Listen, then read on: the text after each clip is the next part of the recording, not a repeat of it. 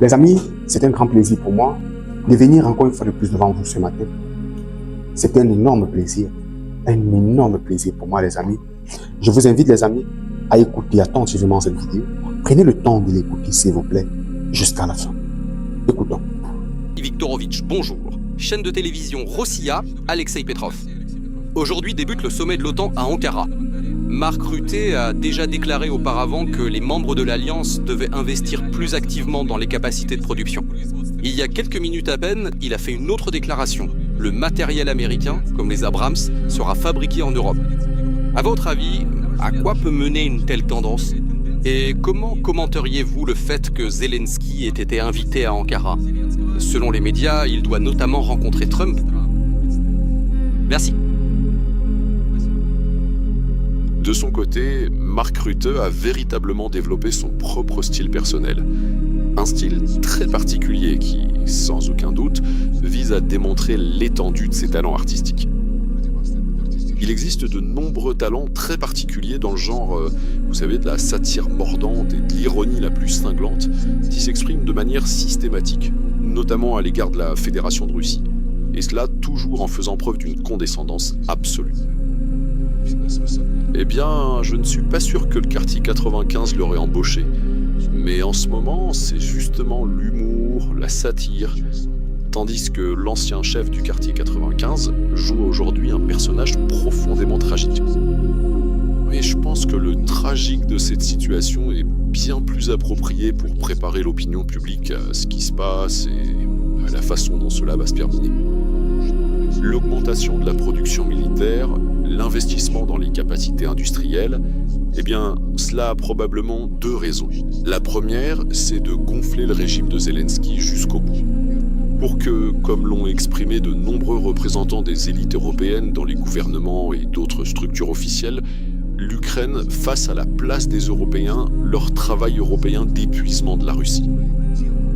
Et puis, bien sûr, sans certaines mesures, il est impossible de cacher l'état déplorable dans lequel se trouve l'économie européenne, y compris l'économie allemande. Quand le secteur social traverse une période de crise particulièrement profonde et douloureuse, et que les aides publiques sont drastiquement réduites, quand l'économie civile se détourne massivement du continent européen pour s'installer aux États-Unis, plus précisément dans des régions spécifiques, notamment là où les conditions économiques sont bien plus favorables au développement des affaires, et bien sûr, dans cette situation, injecter de l'argent public de manière autoritaire dans la production d'armement permet d'une certaine façon de maintenir l'économie à flot. Comment tout cela va-t-il finir ? Eh bien, cela finira forcément un jour. S'ils persistent dans leur volonté de se militariser à l'extrême et de poursuivre cette escalade, tout cela finira inévitablement et simplement par une défaite cuisante dans leur course effrénée à la suprématie mondiale.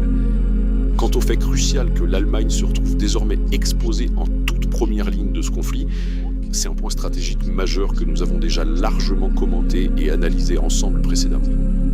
L'Allemagne est nostalgique de l'époque où elle rassemblait toute l'Europe sous les bannières nazies. Aujourd'hui, ils ont trouvé un porte-drapeau, Zelensky.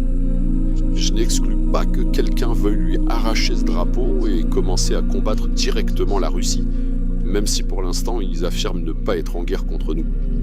Eh bien, c'est de la pure hypocrisie. Sans le soutien direct en armement, en renseignement, l'aide satellitaire, la fourniture de données nécessaires à la désignation des cibles, à la programmation des armes mortelles qui frappent les citoyens russes et les infrastructures civiles, tout cela se fait bien sûr, et cela a été dit depuis longtemps, avec la participation directe des militaires européens, mais aussi américains. Le président Poutine a déclaré très clairement que, contrairement à certains de nos interlocuteurs, nous respectons les accords. Il a tenu à nous rappeler précisément qu'à Anchorage, dans l'état de l'Alaska, en date du 15 juillet de l'année dernière, plusieurs représentants nous avaient soumis des propositions de compromis intéressantes. Et après une période de mûre réflexion, nous avons finalement décidé de les accepter. Toutes les autres interprétations sur ce qui s'est passé ou non là-bas me semblent inappropriées. Donc, en Alaska, on nous a dit que Zelensky suivrait les recommandations des États-Unis. Eh bien, nous verrons comment se terminera la rencontre qui aura lieu lors du sommet de l'OTAN à Ankara. Bonjour cher Sergei Viktorovitch. Sur fond de libération de Konstantinovka, les médias occidentaux ont lancé toute une campagne pour démentir les faits, essayant de présenter les succès des troupes russes comme des fake news. Et étant donné que les partenaires africains représentent aujourd'hui l'un des publics du champ d'information mondial, la question a-t-elle été soulevée auprès des honorables présidents de l'Union africaine concernant des mécanismes conjoints de vérification des données et de lutte contre la désinformation, afin que, notamment, les États africains ne deviennent pas aujourd'hui les otages des récits mensongers occidentaux? Merci. Nous avons parlé, comme je l'ai déjà dit, de la situation en Ukraine, mais pas dans de tels détails. En ce qui concerne votre question sur le statut de Konstantinovka, il me semble que la meilleure réponse est l'invitation que nos militaires ont adressée à la partie ukrainienne, de venir à Konstantinovka pour récupérer les corps des soldats ukrainiens tombés au combat. L'Ukraine a refusé, soulignant ainsi une fois de plus, comme beaucoup l'ont déjà noté, qu'elle n'a besoin ni des Ukrainiens vivants, ni des morts. Et très probablement, cela sera classé comme disparu, pour ainsi dire. Mais une telle invitation a bien été faite. Et ce qui est caractéristique, c'est qu'environ 20 agences étrangères, lorsqu'elles ont appris l'existence de cette invitation, ont exprimé le souhait de s'y rendre et d'assister à cette cérémonie. Ils auraient aussi pu voir dans quel état se trouve Konstantinovka et entre quelles mains elle est. Eh bien, les autorités ukrainiennes les ont privés d'une telle opportunité. Dans l'ensemble, cette affirmation selon laquelle la situation au front n'est pas telle que la Russie le dit, ce n'est pas un phénomène nouveau. Et cela a commencé bien avant l'opération militaire spéciale, bien avant que l'Occident, lui aussi en utilisant le mensonge, ne prépare la guerre contre la Fédération de Russie, afin, une fois de plus, d'essayer de nous infliger une défaite stratégique. Mais cette fois, ils l'ont fait par procuration, préparant une telle agression avec les mains du régime ukrainien qu'ils ont eux-mêmes porté au pouvoir. Toutes les négociations avec eux se terminaient par le fait que ni les autorités de Kiev, ni leurs protecteurs, ni leurs maîtres en Occident ne se sont révélés capables de tenir parole, une fois de plus. En ce qui concerne les mécanismes communs qui permettraient de démêler les fake news, il existe une telle association qui va bientôt, il me semble, fêter ses 2 ans, l'Association internationale pour l'établissement des faits. Elle regroupe plusieurs dizaines, plus de 50 si je ne me trompe pas, de pays représentés par leurs agences de presse, et elle s'occupe de démasquer les mensonges en menant des enquêtes journalistiques. Beaucoup de questions se sont accumulées concernant les accusations portées contre nous au cours des 20 dernières années, voire plus.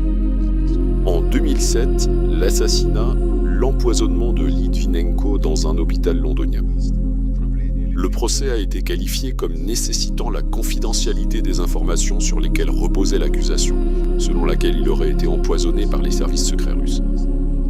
Ensuite, en 2018, il me semble, l'affaire Skripal. Leur empoisonnement a également été imputé à la Fédération de Russie. Les Skripal sont en vie, mais ils ont été cachés quelque part et personne ne répond à notre demande officielle de contact avec un citoyen de la Fédération de Russie. Sa fille a également disparu, elle aussi est citoyenne de la Fédération de Russie. Et on pourrait continuer ainsi longtemps, y compris en 2020 avec Alexei Navalny. Lorsqu'il a été évacué, l'accord pour le transférer d'Omsk à l'hôpital de la Bundeswehr a été donné instantanément. Toutes les formalités ont en réalité été mises de côté. Et ceux qui accompagnaient Navalny à l'hôpital en Allemagne en ont abusé. Nous n'avons toujours pas reçu les résultats des analyses sur la base desquelles la clinique de la Bundeswehr a déclaré qu'il avait été empoisonné par ce fameux Novichok. Lorsque nous avons demandé à voir ces analyses, les Allemands ont répondu non. Nous les remettons à l'Organisation pour l'interdiction des armes chimiques. Nous sommes allés là-bas et là on nous a dit que les Allemands leur avaient dit de ne pas nous les donner. Voilà tout. Vous comprenez ?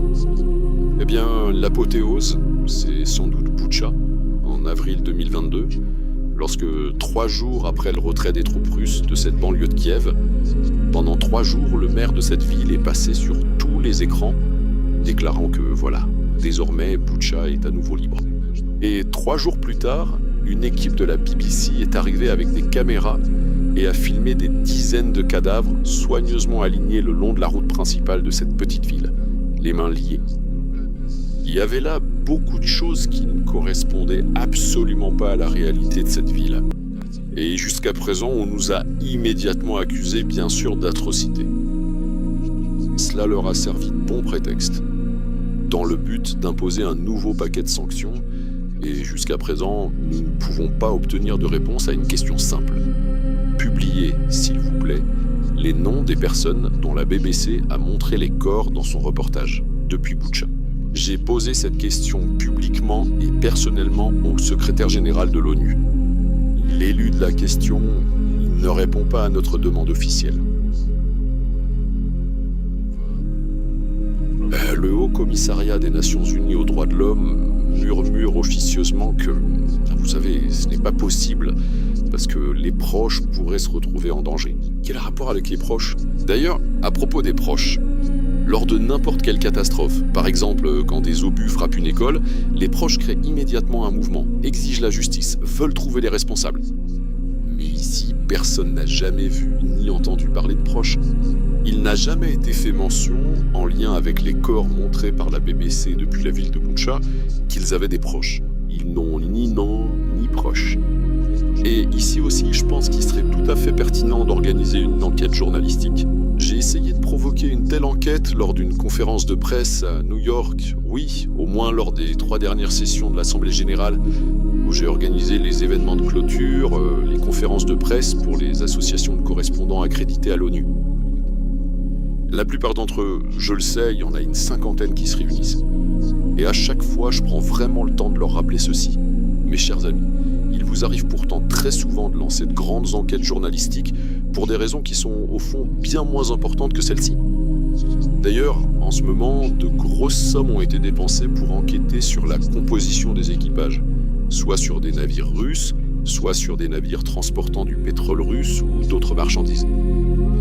En Allemagne, il me semble, ou au Danemark, il a été publié qu'ils étaient très fiers d'eux, qu'ils avaient découvert beaucoup de choses. Mais alors, ça ne les intéresse pas de savoir quels noms ont été utilisés pour organiser une énorme provocation, y compris pour faire échouer la signature de l'accord d'Istanbul, dont le projet avait été présenté par les Ukrainiens. Boutcha a également joué son rôle dans cette affaire. Donc, tout le temps, je ne veux pas dire que je les blâme, mais je m'adresse à ces correspondants étrangers auprès de l'ONU. À l'époque, Boutcha avait fait sensation à l'ONU. Tout le monde ne parlait que de ça. La Russie aurait torturé des dizaines de civils. Je leur dis, n'avez-vous pas, en tant que professionnel, envie de voir quelles seraient les réponses si vous commenciez à envoyer des demandes de renseignements journalistiques aux instances concernées, aussi bien ukrainiennes qu'à la BBC et à bien d'autres. Silence de mort. C'est pourquoi, excusez-moi, j'ai involontairement commencé à faire la publicité de cette association pour l'établissement des faits, mais nous enverrons certainement à nos amis africains des documents expliquant comment elle fonctionne, quels sont ses objectifs, ainsi que des exemples d'enquêtes menées. Et j'espère que cela suscitera de l'intérêt.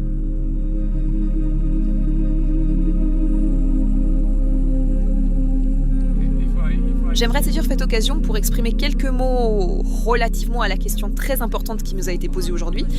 Permettez-moi donc de vous donner l'assurance la plus totale que l'Union africaine ainsi que l'ensemble de ses États membres respectifs ont la capacité de se forger leur propre opinion sur ce qui se passe dans le monde. Et je crois sincèrement qu'à l'heure actuelle, nous comprenons tous de manière extrêmement claire la distinction fondamentale et cruciale entre la simple propagande militaire et les fausses nouvelles qui sont largement diffusées par les sources médiatiques les plus influentes de notre société. Nous aspirons désormais à recevoir des informations provenant de sources qui ne sont absolument pas biaisées ni orientées. Afin que notre État et les citoyens de nos pays puissent recevoir des informations impartiales, de première main, pour ainsi dire, et se forger leur propre opinion. Nous avons aujourd'hui cette possibilité. Nous recevons ce type d'informations de première main, et les pays africains comprennent et savent très bien ce qui se passe dans le monde. Je voulais simplement vous assurer que nous le comprenons et en sommes pleinement conscients. Je vous remercie. Je viens de JAPOA, Afrique de l'Est. J'aimerais poser une question au président de la Commission de l'Union africaine. Quelles sont les attentes stratégiques de l'Union africaine concernant le partenariat avec la Russie, en particulier en ce qui concerne les priorités de l'agenda 2063 ? La Russie est un grand pays qui entretient des relations historiques avec le continent africain. Pendant l'Empire russe et l'Union soviétique, ces relations se sont développées au fil de l'histoire. Nous avons observé de nombreux changements dans le paysage géopolitique. Néanmoins, il existe des principes clés sur lesquels l'Union africaine et la Commission de l'Union africaine fondent leurs relations avec la Fédération de Russie. Il s'agit d'une coopération mutuellement bénéfique. C'est précisément pour cette raison qu'en 2019, nous avons mis en place un cadre de coopération à travers des sommets. Il y aura un 3e sommet cette année et nous avons un dialogue politique qui doit, sans aucun doute, évoluer vers un partenariat stratégique plus solide avec la Russie.